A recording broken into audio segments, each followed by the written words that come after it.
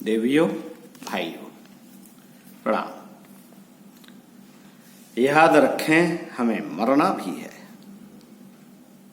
अनेक लोग दुनिया में जी तो रहे हैं, लेकिन उन्हें यह पता नहीं कि उनके जीने का उद्देश्य क्या है।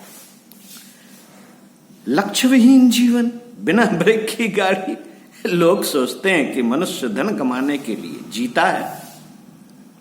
दुनिया धन कमाती है तो मुझे भी कमाना चाहिए। दुनिया खाती है तो मुझे भी खाना चाहिए। दुनिया भोगों में लिप्त है तो मुझे भी भोगों में रमण करना चाहिए। जो दुनिया का होगा सो हमारा भी हो जाएगा। यह मूल दृष्टि है। हमें दुनिया का अंधानुकरण नहीं करना चाहिए। जिंदगी एक सरिता है जो निरंतर बहती चली जा रही है और एक दिन सागर में भी मिलेगी। विलीन होने से पहले हम यह जान ले कि मैं कौन हूं, कहां से आया हूं, मरकर कहां जाऊंगा। मनुष्य जन्म लेता है, पलता है, बढ़ता है, परिश्रम करता है, संघर्ष करता है, पेट प्रजनन पर आधारित जीवन जीता ही हुआ मौज मस्ती का जीवन व्यतीत करता है और एक दिन अपने बनाए हुए संसार को छोड़कर चला जाता है। जिंदगी में अनंत संभावनाएं हैं, अनंत शक्तियां छिपी हैं, असंख्य दिव्यताएं मौजूद हैं। इन्हें पहचानना और साकार करना जीने का असली लक्ष्य है। किंतु दुर्भाग्य से मनुष्य अदृश्य 33 करोड़ देवी देवताओं के अस्तित्व पर विश्वास कर लेता है, लेकिन अपने अंदर बैठे जीवित परमात्मा पर विश्वास नहीं करता। इसी कारण वह पुजारी तो बना रहता है, पर वह पूज्य नहीं बन पाता। योग ऋषि परम पूज्य गुरुदेव ने लिखा है कि मनुष्य मृत्यु से बहुत डरता है। इस डर के कारण उसे खोज करने पर प्रतीत होता है कि मनुष्य मृत्यु से नहीं, अपने पापों के दुष्परिणामों से डरता है। यदि मनुष्य को कहीं कष्ट या विपत्ति का स्थान पर जाना पड़े तो वह जाते समय बहुत डरता है और व्याकुल होता है। उसकी अंतः चेतना यह अनुभव करती है कि इस जीवन का मैंने जो दुरुपयोग किया है उसके फलस्वरूप मुझे मरने के बाद दुर्गति में जाना पड़ेगा। जो लोग अपने जीवन को निरर्थक, अनुचित और अनुपयोगी कार्यों में खर्च कर रहे हैं, वे लोग मृत्यु से उसी प्रकार डरते हैं जैसे बकरा कसाई खाने के दरवाजे में घुसते ही भावी पीड़ा की आशंका से डरता है, चिल्लाता है, हल्ला मचाता है। यदि आप मृत्यु के भय से बचना चाहते हैं तो अपने जीवन का सदुपयोग करना और जीवन को धर्ममय बनाना आरंभ कर दीजिए।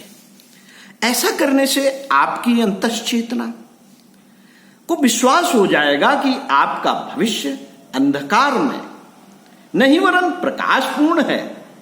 उसी क्षण मृत्यु का भाव, मृत्यु का भय आपसे दूर भाग जाएगा।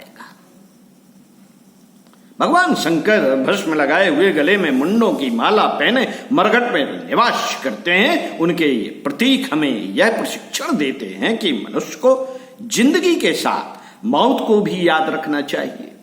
हम सब कुछ याद रखते हैं लेकिन मौत को भूल जाते हैं।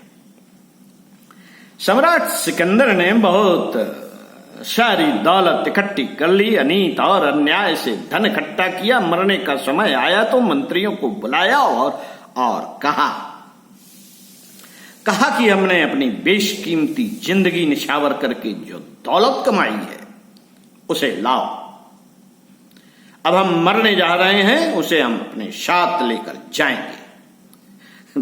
मंत्रियों ने कहा कि महाराज जी, आप उसे ले नहीं जा सकते। आपने उसका जितना सदुपयोग दुरुपयोग कर लिया उतना काफी है। बाकी सब दौलत इस दुनिया की थी और इसी की रहेगी। ऐसा अनादिकाल से चला आ रहा है और चलता रहेगा। खाली हाथ आए थे और खाली हाथ ही जाना है। पाप और पुण्य का, बुराई और भलाई का गट्ठर साथ ले जाया जा सकता है।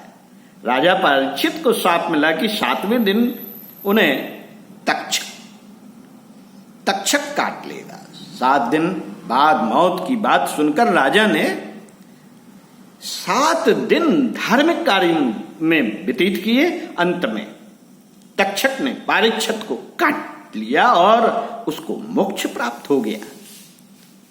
यही काल रूपी तक्षक हमें भी सोमवार से रविवार तक के 7 दिनों में काटेगा। फिर भी हम परीक्षित की भांति अपना शेष जीवन धर्म और परोपकार में व्यतीत करने की ओर क्यों नहीं सोचते? यज्ञ करने के बाद भस्म मस्तक पर लगाते हैं।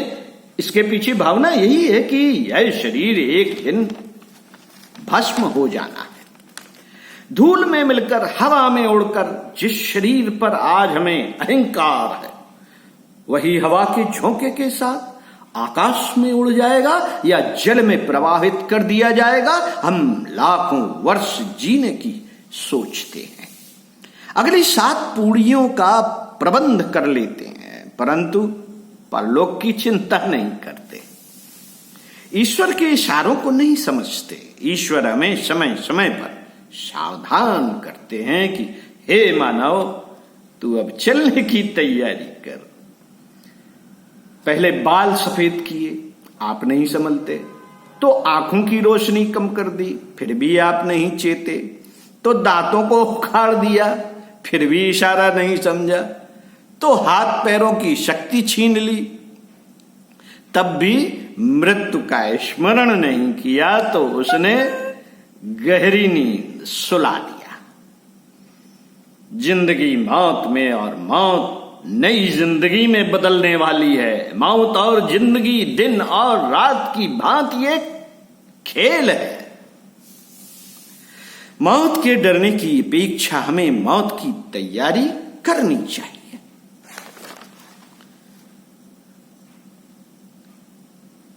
मैं जानता हूं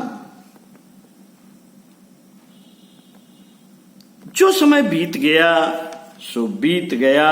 अब जो बचा है उसे संभालने के लिए परमात्मा से प्रार्थना करें कि अविवेक के कारण इस शरीर को मैं अपना मानता था, पर अब मुझे विश्वास हो गया है। अब मुझे विश्वास हो गया है कि यह मेरी भूल थी। सच तो यह है कि मैं शरीर नहीं, मैं तेरी शरण में हूं। मुझे सन्मार्ग पर चला, मुझे वह रास्ता दिखा जिससे मेरा कल्याण हो। मैं जानता हूं कि जीवन एक धोखा है। मौत का स्वाद एक दिन सबको चखना है। मैं शेष जीवन में नेक काम करूं, क्योंकि वही मेरे भावी मार्ग का पाथे है। साथियों, संसार में रहना बुरा नहीं। संसार में, मन में संसार को बसाना भी बुरा है। संसार में रहना बुरा नहीं है, परंतु मन में संसार को बसाना बुरा है।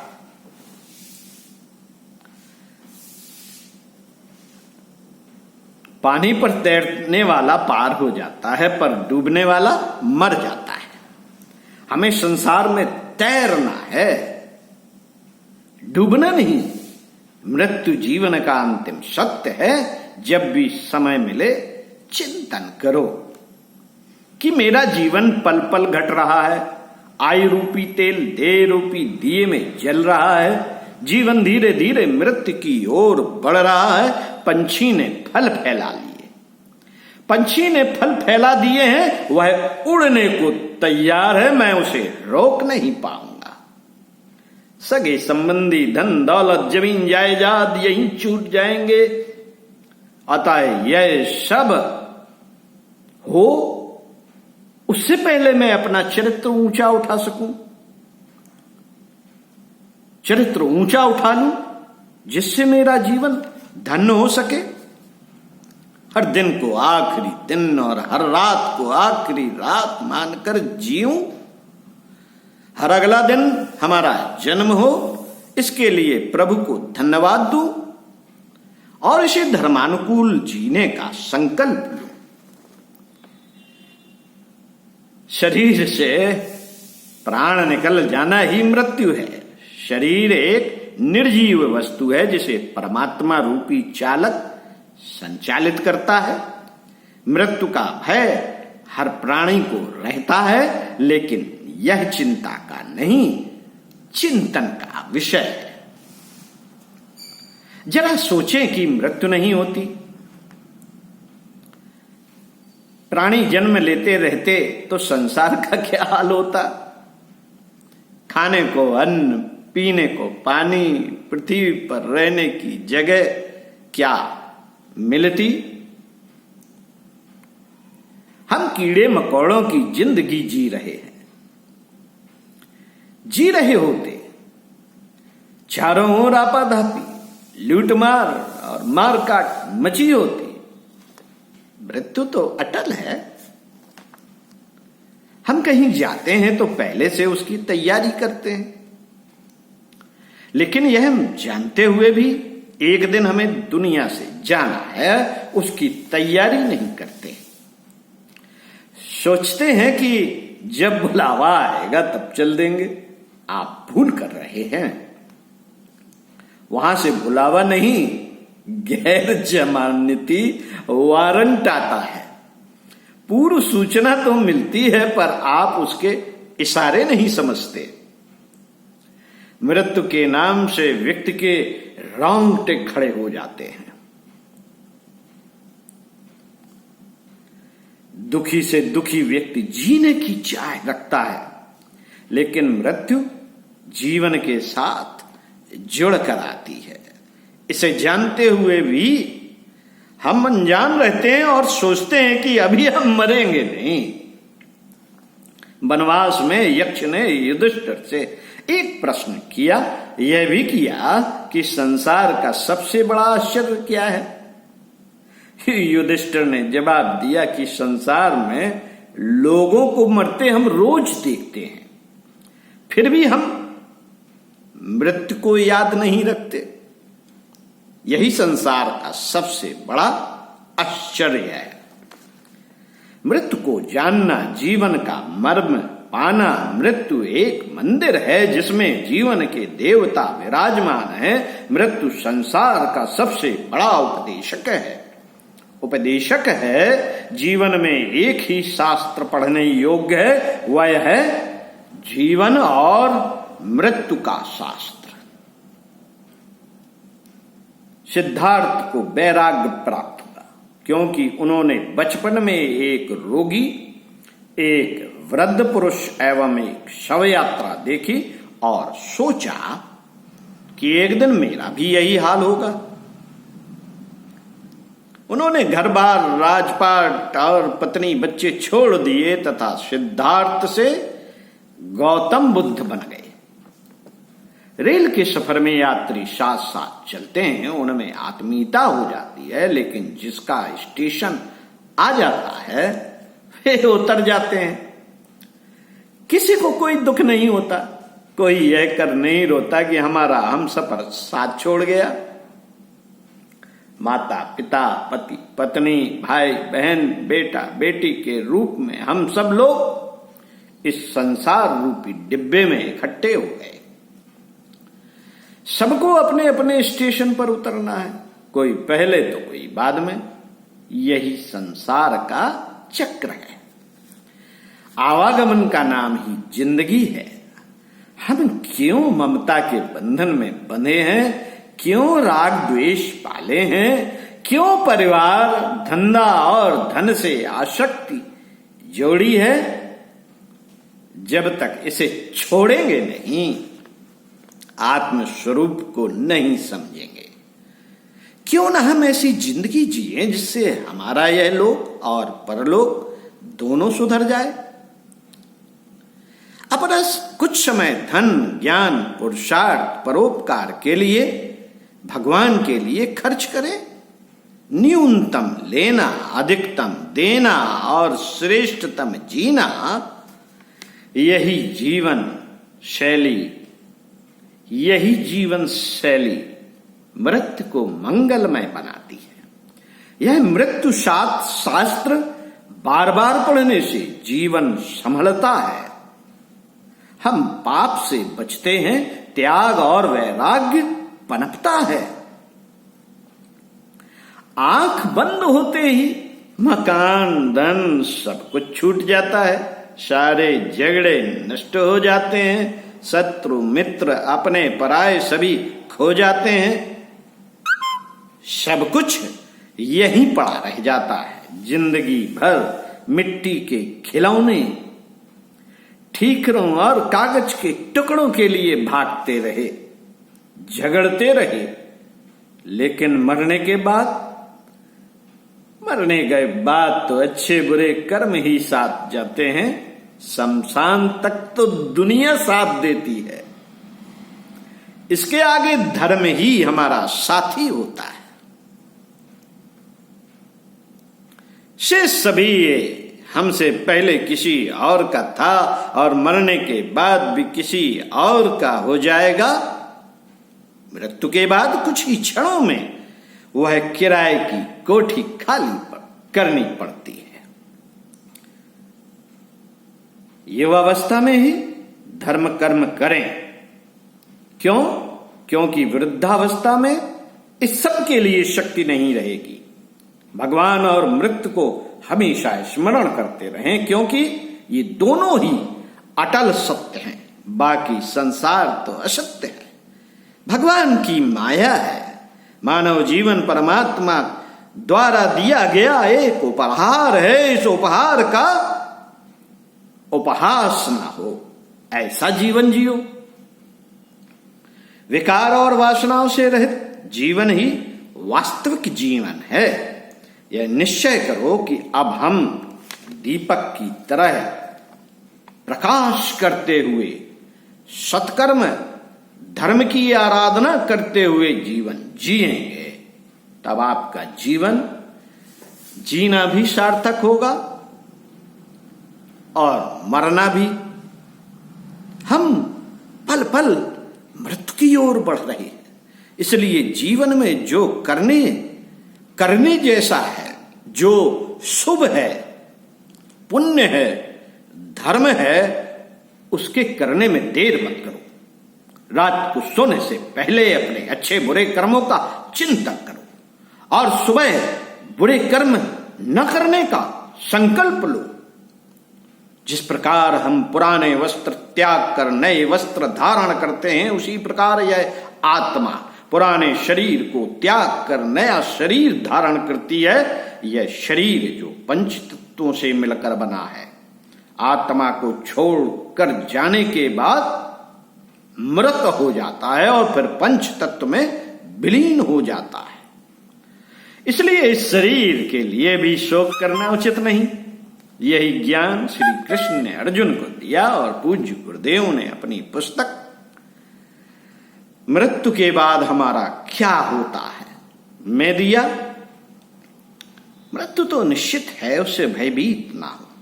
भय से डरकर जाओगे भी कहां? मृत्यु की पहुंच सब जगह है। यह शरीर हमें भगवान ने एक निश्चित अवधि के लिए संसार का उपभोग करने के लिए, सत्कर्म करने के लिए दिया है। उस अवधि के बाद यदि वह उसे मांग ले तो दुख किस बात का?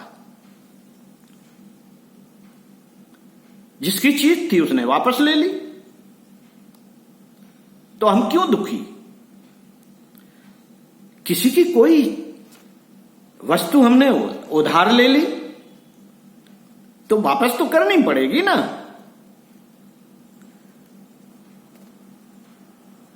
ओम शांति। युग निर्माण योजना प्रेस,